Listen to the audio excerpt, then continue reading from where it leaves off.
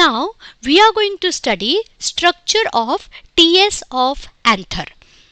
TS means transverse section, and anther, what is the site of anther? Anther is present inside the stamen. Uppermost part of the stamen is called as anther, and inside the anther pollen grain is present. So now we are going to study structure of TS of anther. Anther consists of two important parts. This green color part is called as anther wall, and this orange or yellowish part is called as pollen sac.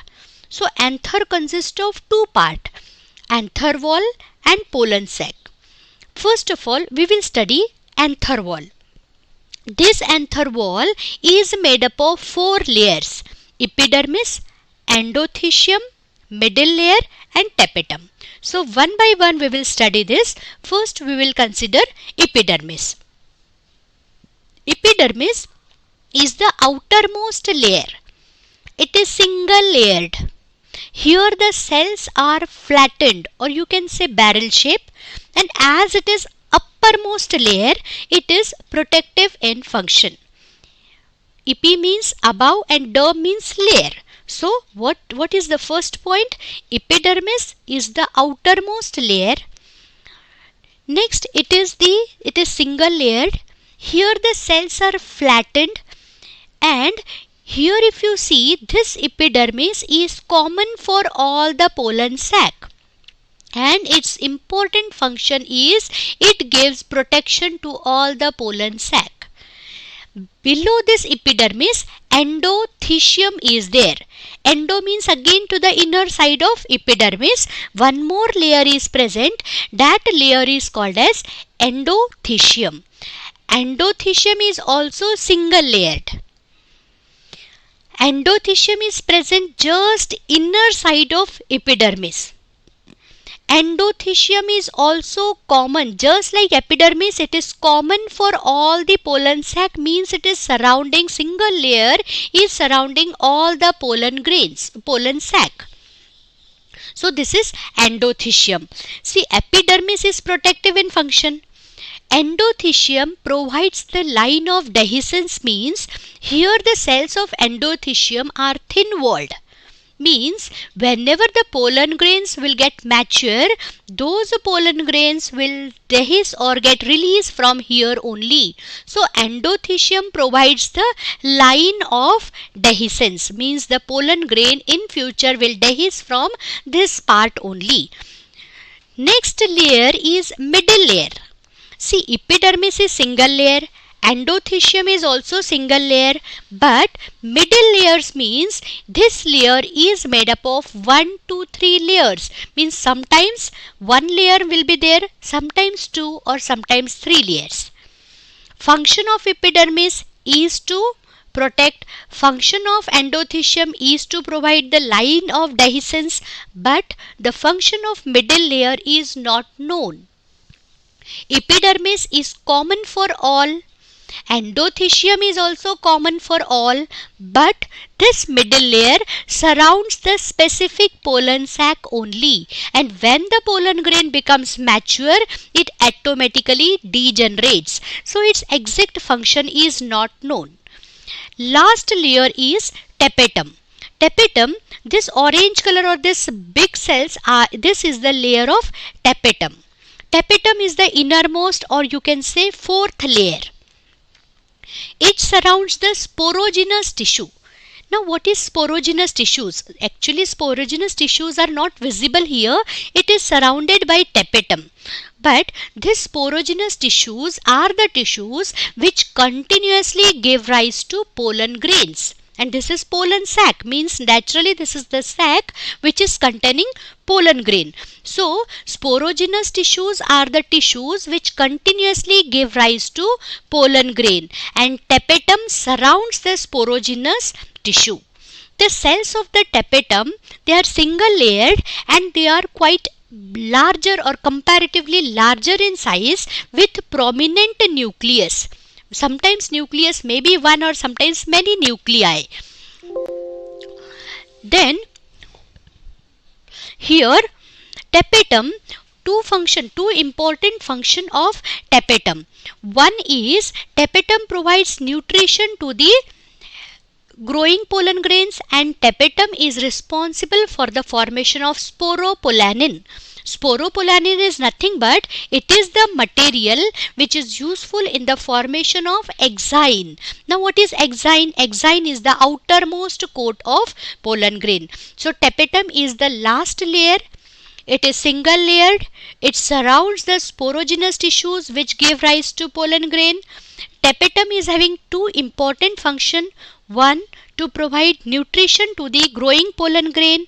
Second, to release or to produce sporopolanin, which is helpful in the formation of exine. Exine is the outermost layer of pollen grain. Now the last part of the anther is pollen sac. Inside the pollen sac, MMC, that is microspore mother cell, is present. Microspore is nothing but it is the another name of pollen grain. So inside this pollen sac, pollen mother cell or microspore mother cell is present, which continuously undergo meiosis and results into the formation of pollen grains. In this way, this is the structure of TS of anther.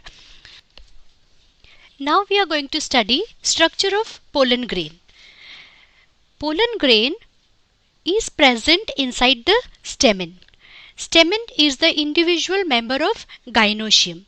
So we are going to study single pollen grain or structure of single pollen grain. This pollen grain is generally spherical or oval in nature. It consists of two layers. Outer layer, this dark green color layer, this outer layer is called as exine, and the innermost layer is called as intine. We are studying pollen grain. Pollen grain is made up of two layers. Outermost layer is called as exine. Innermost layer is called as intine. Now we'll see the characteristics of exine. Exine is the outermost layer. It is thick layer. It is resistant, means it do not allow anything to enter inside the pollen grain. Exine is outermost layer. It is thick, it is hard, it is tough, and it is resistant, means it do not allow anything to enter inside the pollen grain. This exine is having two types of nature. Sometimes this exine is rough in nature, means there is presence of spines. If the exine is spiny in nature, it is said to be rough pollen grain.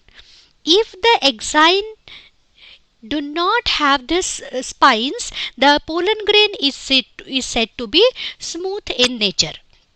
Now this exine also contains pore.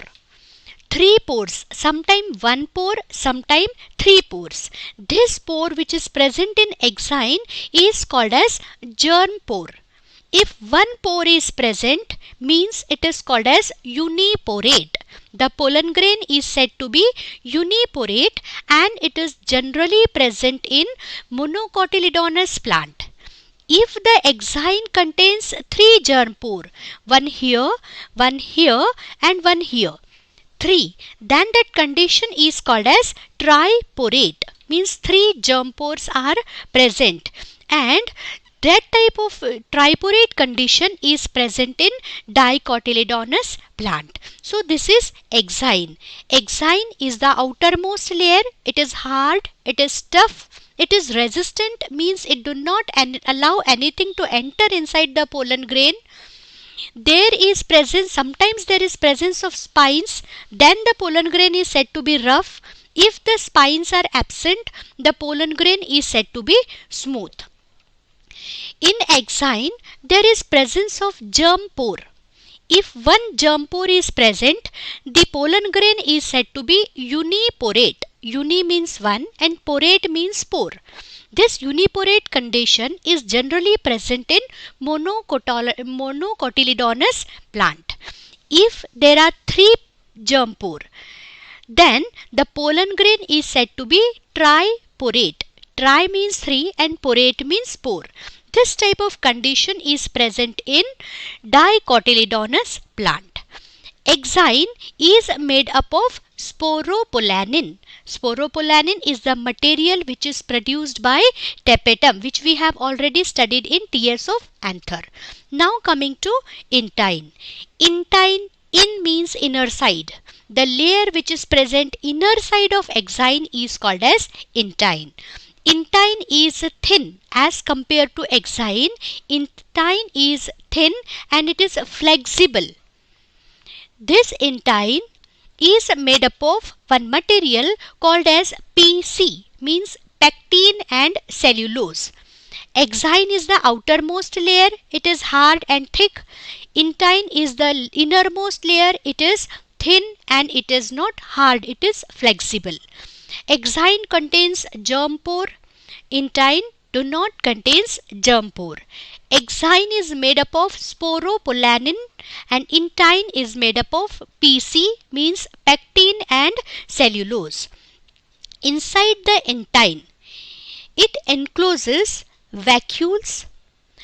Nucleus is also present inside the pollen grain. Sometimes what happen, here inside the pollen grain only, cytoplasm divides into two types. One cell is called as generative cell and another cell is called as vegetative cell. So this is the structure of pollen grain. Pollen grain consists of two layers, exine, intine. Inside the intine, cytoplasm is present and prominent nucleus is present along with the vacuoles.